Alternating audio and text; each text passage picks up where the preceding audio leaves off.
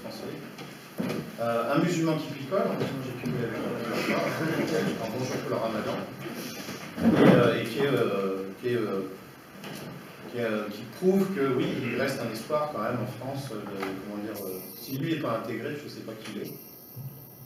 Pour commencer, moi j'avais une anecdote, je suis venu en métro tout à l'heure, et j'ai, sans faire exprès, bousculé une jeune femme voilée en métro, et qui m'a dit, alors elle s'est retournée, je lui ai dit pardon, hein. Elle s'est retournée vers moi et elle m'a dit, vas-y, c'est parce que je fais le ramadan que tu fais ça ou quoi?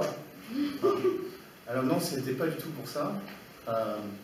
Ça fait partie des petites choses qui, au fur et à mesure, vous donnent l'impression que finalement, c'est pas une question de plus être chez soi, c'est une question, ça fait 20, 30, ça fait depuis Giscard en réalité, qu'on les laisse nous parler comme ça. Qu'on les a tellement victimisés que, au final, ils se prennent, comme toutes les victimes, ils finissent par se prendre pour des héros et ils veulent se venger. Bon, j'ai écrit ce livre, La France djihadiste, parce que je suis originaire de Montpellier, que ma famille est de Lunel. Je ne sais pas si les gens connaissent Lunel ici. Voilà, bon. Et je sais, ouais. Alors, Lunel, c'est une petite ville entre Montpellier et Nîmes qui fait 25 000 habitants et où 25 personnes sont parties faire le djihad en Syrie et en Irak. Et donc, c'est le plus gros ratio d'Europe, on va dire du monde, parce qu'il y a finalement assez peu de Canadiens et d'Américains. Enfin non, c'est faux en fait ce que je dis, parce que le plus gros ratio du monde, je crois qu'il est en ex-Tchétchénie. Enfin, bref. Ce que je voulais dire, c'est que moi j'ai commencé cette enquête en fait m'intéressant au cas de Lunel. Et mon éditeur, Ring, donc les éditions Ring, mon éditeur m'a demandé de dézoomer, de m'intéresser avant. Il y a eu le nez avant les attentats du 13 novembre, de dézoomer sur d'autres cas comme Lunel. C'est-à-dire ces territoires qui sont complètement arrachés à la République, où dans les faits le droit français s'applique presque plus, et où la France a complètement renoncé à exercer toute espèce d'autorité. Mais des fois dans des coins complètement improbables. Lunel est déjà un coin improbable, pour ceux qui connaissent. C'est une petite ville charmante, avec des palmiers, on y boit de la lisette, il y a des courses de taureaux sans mise à mort, les courses camarguaises, etc. Mais c'est une ville qui, d'ailleurs c'est marrant parce que Renaud Camus a commencé sa thèse du grand remplacement un jour en traversant Lunel en voiture. C'est là où il a eu ce flash. Bon. Moi c'est une ville que j'avais quittée pour des raisons professionnelles pendant 10-15 ans, et c'est un peu comme dans le film Retour vers le futur. Vous revenez sur le marché provençal que vous avez connu quand vous étiez jeune, et c'est devenu maintenant un marché alors avec librairie coranique, stand de hijab, etc. et prêcheurs. Et on a laissé s'installer tout ça dans, moi, ce que j'appelle des petites poches salafistes, qui sont en réalité des colonies en France. Il faut dire la vérité, ça a un nom, quand c'est plus votre droit qui s'applique, quand les pompiers ne peuvent plus intervenir sans qu'il y ait la présence de la police au quotidien, quand la police veut bien venir, parce qu'ils en ont marre de se faire piasser. Alors, mon livre, je vais parler un petit peu de mon livre, puis après vous me poserez des questions. Moi, je ne sais pas qui l'a lu, peut-être ici. Personne, c'est rassurant. Personne n'a lu pour l'instant. Bon, il faudra lire. C'est pas un livre, moi je n'ai pas voulu faire, je suis journaliste par ailleurs. Je suis journaliste, je collabore à... Alors c'est un mot qu'il ne faut pas prononcer ici, collaborer, mais je collabore. Désolé pour l'humour, non. Je collabore à Valeurs Actuelles et à Réforme et l'hebdomadaire protestant de gauche, un peu comme la Croix, qui fait que je travaille à la fois pour la droite dite catholique et puis pour la gauche protestante, ce qui fait de moi un type pas du tout idéologue. Je ne crois qu'aux faits, je ne crois qu'au terrain. Ce qui fait que pour ce bouquin, je n'ai pas utilisé de coupure de presse. Je suis allé sur place, j'ai fait des milliers de kilomètres. Je suis allé à la rencontre des pires imams qu'il y a en France, dans les pires mosquées, parfois avec certains problèmes, et sous ma véritable identité. Ce qui fait de moi aujourd'hui une cible magnifique pour eux. D'abord parce que j'ai un nom de famille qui est juif, je suis journaliste et je m'en prends à eux. Triple cible. Bon.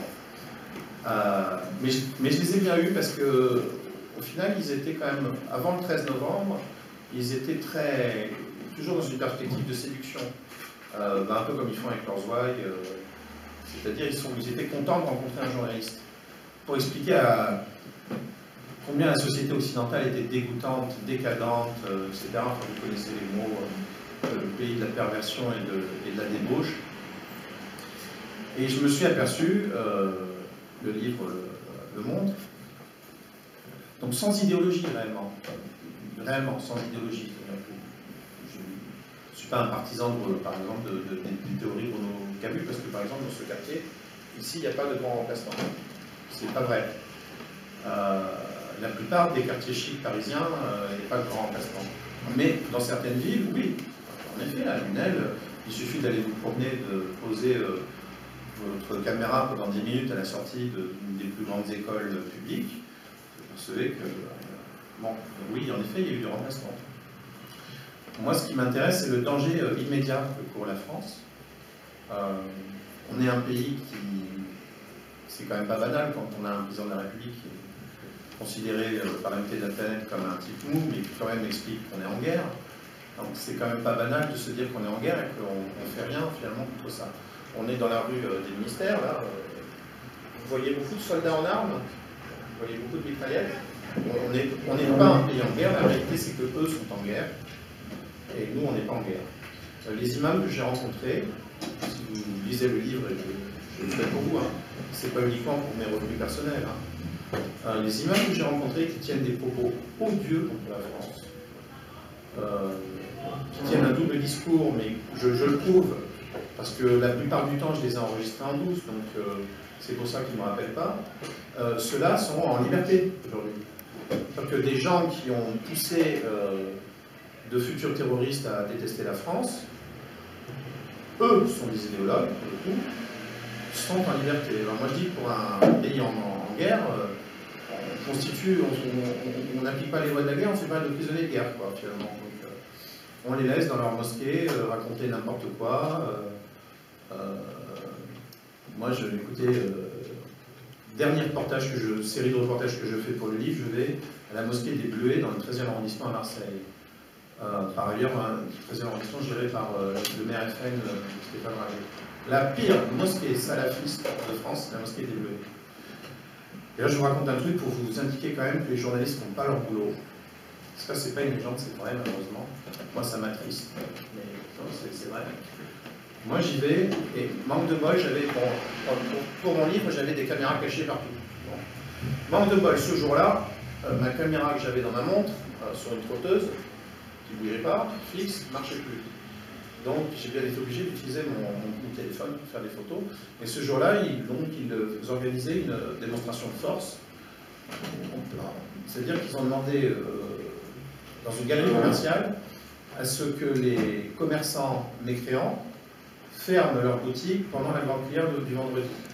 Et ils s'y sont pliés. Donc ça, c'est pas dans ma tête, c'est vraiment la soumission telle que la pire qu'on puisse imaginer. Moi, je le raconte dans le livre, je vais voir le type qui gère le tabac, puis je lui dis, mais vous êtes... Il me dit, oui, je suis catholique, mais enfin bon, vous comprenez, puis j'accepte. Je me souviens quand il ferme sa boutique, il était midi 43. Il m'a chouillé un cigare, il me dit, mais non, mais c'est normal. Bon, il faut quand même comprendre. Et pendant donc, cette galerie commerciale, donc, qui est assez longue, une auto-école, une pizzeria, au tabac, un coiffeur, etc., ben, les gars, ils fermaient les grilles pour que, à l'intérieur de cette galerie, puissent être déroulés des tapis de prière. Je ne dirais pas que c'est pire en ce moment, parce que pendant le ramadan, ils sont tellement nombreux qu'ils vont même prier sur le toit de la galerie commerciale. Ils font le tout avec des haut-parleurs. Ben voilà ce que c'est, si vous voulez, ce que j'ai vu, moi, de pire en France, et qui vous indique que les choses ne vont vraiment pas bien. Elles ne vont pas bien parce qu'on les laisse faire, déjà. La moindre des choses, ce serait peut-être de leur dire vous avez un lieu de culte, bon, bah, priez à l'intérieur de votre... Non, mais non, ça ne dérange personne. Le pire, c'est que ça se faisait sous haut-parleur. Non seulement ça ne dérange personne, mais les gens se soumettent à ça. C'est incroyable, vous connaissez la force qu'a l'occupation. c'est un territoire, c'est-à-dire un territoire, c'est à la fois un territoire arraché à la République, c'est un territoire occupé. J'aime beaucoup cette comparaison, on me l'a beaucoup reproché dans mon livre, de dire qu'il y a beaucoup de territoires, j'avais ça des territoires occupés. Alors on m'a dit, oh là là, c'est un adepte du poids Godwin, là, encore un emmerdeur de gars d'origine juive qui voit Hitler partout. C'est pas le cas du tout, hein. Je le compare souvent, ces territoires occupés, parce qu'il y a les mêmes phénomènes qui se produisent, c'est-à-dire que vous adoptez aussi la langue et la religion de l'occupant. Bah oui, au final, quand vous finissez par être plus nombreux que... Vous finissez par... C'est pour ça que ce qui explique qu'il y a beaucoup de convertis dans les bataillons djihadistes, c'est que tout simplement, ils adoptaient la religion et aussi la langue, c'est la première arabe, avec plus ou moins de réussite, c'est quand même une langue compliquée, c'est quand même pas les génies, c'est pas très brillant. Voilà où on en est, quoi. On a en France aujourd'hui, selon les services de renseignement, je suis quand même étonné que personne n'ait voulu se déplacer. Personne du tout. Bon. Parce que moi je les ai souvent lus. Pour la petite histoire, ils se réunissent très souvent dans le même bar à Paris. C'est à croire qu'ils sont encore plus bêtes qu'on les imagine. Donc, le matin, vous avez rendez-vous avec un gars de la DCRI, l'après-midi avec un type de la DGSE. Enfin, c'est à mourir de rire. Et ce qui moi m'inquiète, c'est que quand on les voit, ben, ils semblent moins au courant finalement que les journalistes. Je reviens sur un point, sur le fait que les journalistes ne font pas leur boulot. J'aime pas dire ça, j'aime pas taper sur les confrères. Mais quand je suis allé dans cette fameuse mosquée des Bleuets, donc c'était en dernier reportage d'avant-parution, février. Donc 4 mois après, hein, grosso modo, les attentats du 13 novembre.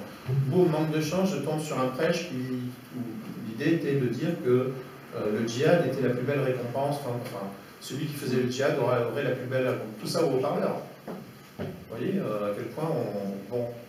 Manque de bol, j'étais là, j'ai enregistré le prêche, ça s'est très mal passé. Et l'imam et le président de la mosquée des Bleuets m'a demandé de...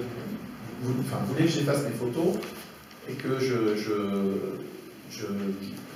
j'avais un enregistreur sur moi aussi. Bon, celui-là était pas visible, mais on m'a dit, j'espère que vous n'enregistrez pas notre conversation. Ouais. Puis il m'a fait... Parce que et puis il m'a fait la leçon en me disant, ben, vos collègues de Paris Match, eux au moins ils ont la politesse de se présenter avant, comme ça on peut leur préparer un prêche pour eux. Non mais là, mais je l'ai lu plusieurs fois ça. Je l'ai lu à la mosquée de... Je l'ai lu à la mosquée des bureaux, ça aussi, ce discours-là. J'en ai fait un papier d'ailleurs dans Atlantico cette semaine, où l'imam de cette mosquée, vous voyez, vous savez, dans les bureaux, c'est de là où était originaire ce pauvre couple de policiers tués froidement par un fou d'Allah. Idem, à la mosquée des salafistes des bureaux, on m'a dit, à France Inter, au moins, ils nous laissent écouter le reportage avant diffusion. Moi, je sais que j'ai des confrères et des consoeurs qui font ça. Je trouve ça scandaleux, je trouve qu'on devrait leur confisquer leur carte de presse. Je trouve qu'il manque un ordre des journalistes chez nous, où on puisse réellement suivre vraiment une charte de déontologie, dire que non, vous ne faites pas écouter, vous ne faites pas relire avant, vous ne faites pas écouter votre reportage avant si c'est du audio, et puis vous ne vous annoncez pas avant. Vous êtes tout à fait libre d'aller écouter surtout un prêche qui s'exerce en public au haut-parleur. Le haut-parleur, vous êtes parfaitement libre d'aller à Marseille, à la mosquée du Bleuet, écouter des gens déverser leur haine contre l'Occident. Ben non, moi on m'a expliqué que c'était pas bien, qu'à Paris Match, eux, ils avaient compris le truc, et que finalement, il y avait un terrain d'entente, on leur préparait un petit prêche gentil, pour leur dire la République c'est génial, le vivre ensemble c'est superbe. Et c'est ça, moi, qui me fait peur, c'est-à-dire jusqu'à quel point c'est du flan ce qu'on entend quand ils nous parlent de vivre ensemble, jusqu'à quel point on peut croire les imams dits modérés, qu'on ne voit pas beaucoup finalement dans le combat. Moi j'ai reçu, alors je ne vais pas tous les mettre dans le même panier parce que c'est pas tout à fait vrai, mais en fait j'ai quand même reçu beaucoup de coups de fil d'imams dits modérés, ayant lu mon livre et disant « Monsieur Madère, enfin quelqu'un qui tape sur les salafistes. » Ben, je dis mais écoutez, mais très bien, mais venez avec moi faire une conférence ou un débat. Affichez-vous avec moi. Ah non, moi je veux pas, je prends pas de risque. Alors moi j'explique quoi? Alors les risques finalement c'est pour les laïcs, pour les gens comme moi, quoi, pas pour eux. Le pays est, on parlait de guerre civile, je ne sais pas, qui leur met peut-être un peu fort, en tout cas il n'est pas uni. Et moi je dis tout le monde est enfin, c'est le propre d'une guerre, quoi. Je veux dire, on est en guerre contre des salopards, tout le monde doit faire cette guerre. Musulmans, pas musulmans, laïcs, pas laïcs, voilà. Quelqu'un qui vous dit je ne peux pas m'afficher, il me tutoie, en l'occurrence cet imam. Il a été sympa, il m'a balancé plein de trucs pour le bouquin, heureusement qu'il était là, lui aussi. Il m'a dit je ne peux pas m'afficher avec toi, est-ce que tu comprends? Je risque de prendre une balle. Donc la balle, elle est pour moi, elle n'est pas pour lui. Et c'est ça, c'est-à-dire que c'est un pays désuni, où finalement, c'est aux journalistes rouquins d'aller enquêter, il y a l'imam modéré, de baisser un peu en plus de ton, de modération en ce moment, parce que vous savez que pendant le mois de Ramadan, vous savez qu'en ce moment, les prêches, c'est les pires qu'on puisse entendre. Parce que même dans les mosquées, dites modéré. Il y a un vrai article à faire de fond, un reportage. Il y a des journalistes qui sont présents ici, ou pas? Vous travaillez pour? Pour Asie Express, mais oui. Ah oui, oui, on en a parlé, oui. Ben, je ne me suis pas encore lancé dans ce que je découvre là et qui est très intéressant. Il faut aller voir les prêches des mosquées modérées en ce moment en France, c'est-à-dire les fameuses mosquées républicaines. Pas une condamnation du djihad. Pas une condamnation des radicaux. Pourquoi? Parce que c'est le mois du cash flow, le mois du Ramadan. Si vous voulez, ce mois-là, ce mois-ci, qu'on vit en ce moment, est le mois de la distribution de l'aumône, etc. Et donc, si vous avez un discours dit trop républicain, ben, tous vos fidèles radicaux, c'est-à-dire ce qui veut dire la majorité finalement, si vous faites le choix du cash, vous vous adaptez au discours, ben, en ce moment c'est tartiné, y compris chez les modérés. Moi je n'ai pas le temps en ce moment de le faire parce que je suis en promotion pour mon livre, etc. Et puis par ailleurs, maintenant mon visage est connu, donc j'ai pas envie d'avoir de soucis. Tu sais, c'est pas agréable de recevoir des lettres. Bon, j'en reçois pas beaucoup, mais il m'arrive de recevoir, on peut au port, on connaît, on va te mettre un coup de couteau dans le... Voilà, c'est pas agréable dans la rue de se dire, moi je me suis fait cracher dessus, c'est pas agréable, donc j'ai plus envie de le faire, mais je suggère ce reportage de terrain, hein, d'enquête. C'est pour ça que j'insiste sur le fait que je ne suis pas un intellectuel, je ne suis pas un idéologue. Mon auteur préféré en termes de journalisme, c'est Malaparte, Tosio Malaparte, le correspondant de guerre italien qui a écrit Caput. Personne n'a lu jamais Caput, le Caput de la peau. Et voilà quelque chose que j'ai un peu fait avec, j'ose pas dire le même talent littéraire, enfin, mais vous jugerez vous-même. Enfin, quand il allait à la table des pires salauds, des pires nazis, pour rendre compte de ce qui se disait en temps de guerre. Le bouquin Caput est sorti en 1944, la guerre n'était pas finie. On savait déjà ce que Hans Frank racontait à table. J'ai fait un peu pareil avec les salafistes. Écoutez, il y a ce site qui s'appelle Dôme et Minaret, j'ai un profil, je crois j'espère que ce sera sur YouTube, qui m'a envoyé un jour un message pour me dire vous êtes un drôle de salaud, vous, parce qu'on vous a invité 2 fois au couscous, quand même. Et vous écrivez sur nous qu'on est des... Enfin, c'était pas Dôme et Minaret, c'était la mosquée de Minaret, elle n'était pas contente, parce que cette fameuse mosquée, pendant 10 jours, le pays était déjà en état de guerre, hein, donc en état d'urgence, pardon. C'est vrai que en état d'urgence, il n'y avait plus de directeur, de la mosquée, plus d'imam. Les radicaux avaient pris les clés de la mosquée et se réunissaient le soir. C'est-à-dire ils avaient les clés, ils choisissaient entre eux un imam. Puis le soir, ils s'installaient sur les tapis de prière. Écoutez, j'étais avec un jeune journaliste, parce que j'ai été brièvement enseignant de journalisme à l'école de Montpellier. Et donc j'avais pris un de mes étudiants arabophones, qui était aussi correspondant de la Al-Watan. Il n'en revenait pas que la France, vous voyez, un Algérien voit ça, et dit mais pendant la décennie sanglante en Algérie, on ne laissait même pas faire ça. Et il voyait ça. Et donc oui, moi je regrette, si vous voulez, la division dans le pays, elle est entre ceux qui sont en effet dans les idées, quelles qu'elles soient, comment dire, islamophiles, j'aime pas le mot islamophobe parce que c'est un mot qui correspond à rien pour moi, dans la mesure où une phobie est par définition irrationnelle et que pour le coup, il y a de quoi avoir peur et donc elle est rationnelle. Donc, peu importe, j'étais avec ce jeune journaliste musulman, il n'en revenait pas de ce que la France laisse faire. Ça continue aujourd'hui sous l'état d'urgence. On fait signer maintenant, il faut le savoir, aux mosquées qui ont été fermées brièvement, des chartes républicaines. Vous vous engagez à ne pas prôner le djihad. Vous vous engagez... Non mais il faut voir les textes un peu, hein, on leur fait signer. Vous vous engagez à ne pas leur parler des 72 vierges. Vous vous engagez... Enfin, ça fait beaucoup de trucs. Mais les types, ils sont pas fous. Ben, ils signent tout de suite. Ils tiennent à leur mosquée. Et ce qui se dit à la mosquée... Bon, moi j'aime bien les comparaisons stupides, mais ce qui se dit à la mosquée, c'est une chose, et puis ce qui se dit, vous savez, vous connaissez l'expression sur Las Vegas, là, ce qui se dit à Las Vegas reste à Las Vegas, là, ce qui se dit en dehors de la mosquée reste en dehors de la mosquée, on ne sait pas ce qui s'y dit, et en dehors de la mosquée, croyez-moi, c'est Las Vegas, hein, en termes de ce qui se raconte. Voilà, donc aujourd'hui, on a pacifié les mosquées. Il n'y en a plus que 2 qui sont officiellement fermées, donc une pour des raisons de travaux, voilà. Donc ça va, tout va bien dans les mosquées, il n'y a plus de problème, on n'est pas en guerre, et tout va bien en France. Donc on peut aller voir ce que moi j'appelle Alors je ne suis pas parisien, donc je vais un peu taper sur les Parisiens, mais moi je me promène dans les beaux quartiers à Paris, moi qui suis montpelliérain, c'est une ville assez pauvre, Montpellier, qu'est-ce que je vois? Je vois des bobos, boire des spritz, vous savez, ce cocktail infâme là, avec de l'apérole, si j'ai bien compris, du prosecco, puis je ne sais plus quoi encore. Moi j'appelle ça on vit la Spritzkrieg en ce moment. C'est qu'on a vécu la Blitzkrieg, la France, et nous c'est la Spritzkrieg, parce qu'on est en guerre, vous avez tout un tas de bobos qui refont le monde autour de cet apéro dégueulasse. Ça vous fait rire, mais figurez-vous que je suis moi en train d'écrire un bouquin là-dessus, qui va s'appeler la Spritzkrieg. Donc on est en guerre, non mais on est des fous furieux, quoi. On est en état de guerre, je ne demande pas aux gens de rester chez eux barricadés, mais je vois des gens qui me disent « Alexandre, tu as des visions, ça n'existe pas ». Ils n'ont jamais foutu les pieds dans une mosquée. Ils ne savent même pas à quoi ça ressemble.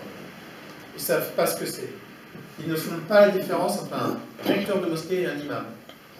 Mais ils m'expliquent autour de Spritz, j'espère que c'est pas, je crois que c'est pas une marque, hein, c'est un... Parce que Spritzkrieg, je trouve que ça sonne bien en plus. Et il m'explique, mais tu es fou Alexandre, on n'est pas en guerre, c'est pas vrai. Mais bon sang de bois, ils sont, pardon de parler comme ça, ils sont dans leur beau quartier. Bien sûr qu'ils ne sont pas en guerre, enfin, sauf quand une voiture passe à 20 km/h, puis à 10, puis à 5, comme une rafale de balles. Là, ils comprennent, mais ça dure le temps d'une semaine. Alors, vous savez, les fameux recueillements avec les « je suis », puis en général, on met des nounours, on met des ours en peluche, c'est des délires, mais... je ne sais pas dans combien de temps on finira par... Mais c'est ça la Spritzkrieg. On met des ours en peluche maintenant au pied des statues, donc au pied de la pauvre République qui n'a rien demandé. On met des ours en peluche pour condamner les attentats. Mais vous croyez qu'ils pensent... Mais d'après vous, ils pensent quoi de nous, les salafistes? Mais ils pensent qu'on est des faibles, qu'on est des nuls. Et plus on met... En plus, c'est dégueulasse pour les ours en peluche, hein, ils n'ont pas mérité ça. À la limite, le Spritz, je peux comprendre. Mais les ours en peluche, pourquoi déposer des ours en peluche? Voilà ce qui se passe aujourd'hui en France. On est dans un... Moi, je dresse un état des lieux dans la France djihadiste, qui n'est pas marrant. Mais il y a quand même des passages, on l'a reproché dans certains articles. On a dit, je ne sais plus quelle crétine de LCI m'a interrogé là-dessus. Vous, me procès en... Mais j'ai pas dit son nom, donc, sinon je vais avoir un procès pour injure. Il m'a dit, mais vous vous rendez compte, monsieur Mandel, vous les ridiculisez. Ben, je dis encore heureux, je dirais les filles, vous voulez quoi que... L'interview, elle a disparu un jour, puis elle est revenue, vous pouvez la voir sur ma page Facebook, je vous invite à la regarder, Alexandre Mandel, sur Facebook, ou la page de la France djihadiste sur Facebook, où l'interview y est. Moi, alors pour revenir à Malaparte, qui est mon auteur préféré, enfin, c'est formidable ce qu'il avait fait, on lui avait fait le même reproche aussi. On lui avait dit, mais vous ridiculisez tous ces nazis. Pourquoi vous faites ça? Parce qu'ils sont parfois, d'une certaine manière, assez ridicules, mais le pire, je crois, dans cette affaire, c'est que c'est nous qui sommes plus ridicules. Parce que pendant qu'on discute là, et il n'y a pas de spritz prévu, là, après, non. Mais non, il n'y a déjà pas de climatisation, donc s'il y avait un spritz, nous, pendant qu'on discute là, eux, ils font la guerre, ils se préparent. Alors vous allez me dire, oui, force est très, enfin, on a quand même l'armée avec nous, etc. Attendez, faites le ratio. Hein. En comptant toute force de sécurité, tout le monde, militaire, je compte tout le monde, hein. les militaires, la police, tout le monde. On a 500 000 personnes sur le territoire pour assurer la sécurité de 65 millions de Français. Et en face, ils sont 15 000 à être considérés par les renseignements comme susceptibles de passer à l'acte. Donc bon, on a quand même une armée contre nous, contre qui on ne fait pas grand-chose. Parce que si on commençait à faire quelque chose, à ce moment-là, tous les amateurs de Spritz, des beaux quartiers, diraient, mais attendez, et les droits de l'homme? Mais qu'est-ce que vous faites, monsieur Mindel, de... Mais pourquoi vous pensez... Moi je dis, on est en guerre, on ne fait même pas de prisonniers de guerre. Alors, il ne faut pas appeler ça une guerre, il faut appeler ça une Spritzkrieg. C'est une Spritzkrieg. Ça n'a rien à voir avec la guerre, c'est autre chose. On boit des verres entre deux attentats. Et le jour, peut-être qu'un jour on comprendra, et bon pour ça, moi ce que j'annonce, bon, il y a même des dessins dedans qu'on m'a donné. Les gars, ils font des dessins d'attaque de village. Ils veulent s'attaquer à la France profonde. Ça les excite. Moi, je pense que le jour où ils vont taper dans un village, une espèce d'ouragan sur glane, djihadiste, ou des enfants, parce qu'il y a bien eu une attaque d'école, en effet, à Toulouse, avec Mohamed Merah, excusez-moi de le dire, ça m'a frappé les esprits, parce que les pauvres gosses qui sont morts étaient juifs, que les gens disaient, tout, moi, mes enfants ne vont pas à l'école confessionnelle juive. Le jour où il y aura des enfants qui vont mourir, ça va se passer dans la France profonde. Là, oui, on arrêtera le Spritz. Enfin, peut-être pas dans les beaux quartiers parisiens, mais cela ne représente absolument rien. Vous me disiez tout à l'heure que vous étiez minoritaire, mais vous rigolez. Vos idées de France désunie, de guerre civile, mais vous vivez trop à Paris. Il faut aller en province. Les idées que vous défendez, ou celles que je défends, là, ce ne sont même pas des idées, ce sont des faits. C'est tangible, c'est prouvé, enfin c'est... Mais la plupart des gens sont complètement d'accord. Les gens qui sont ridicules, je vous dis, ne représentent plus rien du tout.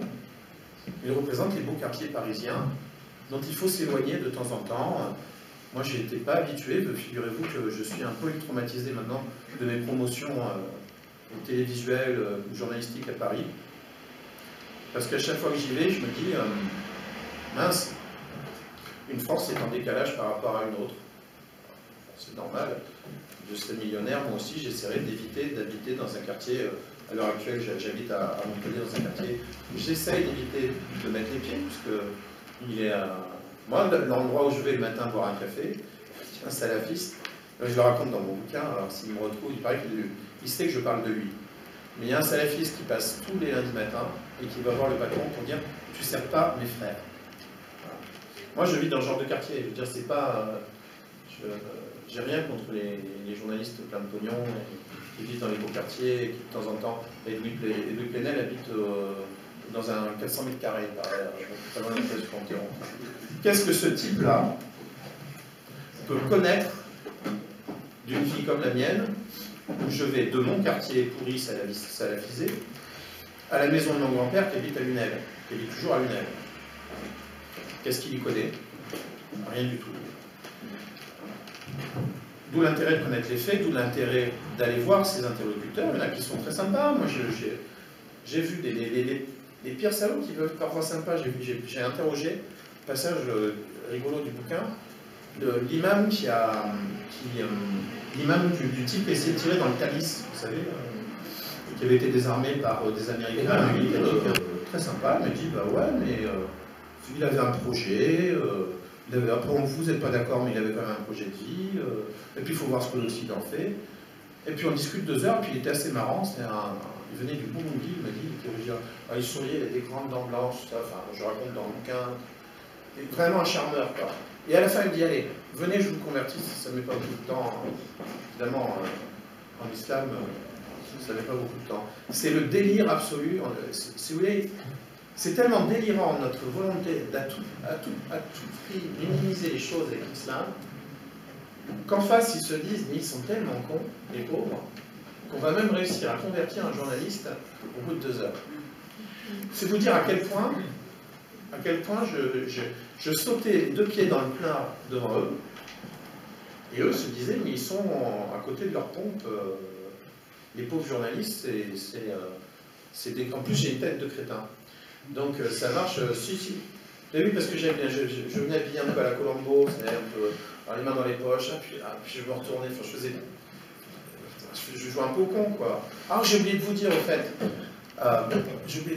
le type là qui a essayé de tirer dans le Thalys, c'était bien vous, après 1 heure d'interview, vous voyez. Là, les types commencent à se dire, merde, finalement, il est au courant que c'est moi. Donc le bouquin, c'est vraiment pas, encore une fois, c'est pas un livre idéologue, c'est Tintin. C'est Tintin dans les Molenbeek, quoi. Colombo, je préfère. Colombo était plus malin que Tintin, en plus il avait une chouette voiture, et puis je préfère le chien de Colombo, Tintin. Maintenant, je peux répondre à toutes les questions que vous voulez, je crois que j'ai beaucoup parlé quand même. Moi j'aime les questions, et j'aime les questions provocantes, hein. J'aime les trucs durs.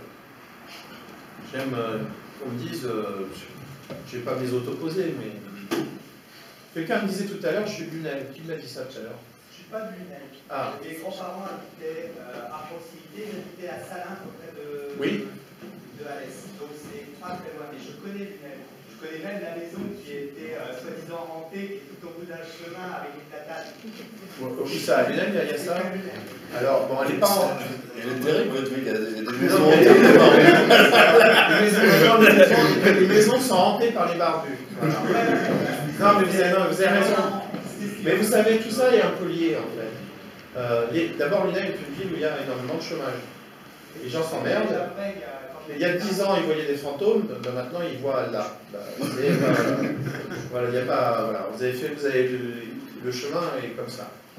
Les fantômes, c'est oui, mais d'une certaine façon, ils ont gagné en profondeur. Je vous donne un exemple frappant sur Lunel, de catastrophe sociale. Le maire, il y a 15 ans, décide de créer 25% de logements sociaux au centre-ville de Lunel. Alors, le truc hyper intelligent, tous ceux qui avaient un peu de pognon se sont barrés. Tout le centre-ville s'est salafisé à une vitesse gigantesque. Et un jour, ne subsiste plus qu'une boucherie traditionnelle dans le centre-ville de Lunel, où le pauvre boucher qui s'appelle Loulou dessine des petits cochons sur les vitrines. Malheur à lui, une famille voilée passe voir le maire. Vous voyez, c'est déjà le début de la collaboration, quoi. En disant, nous, ça nous choque, quoi.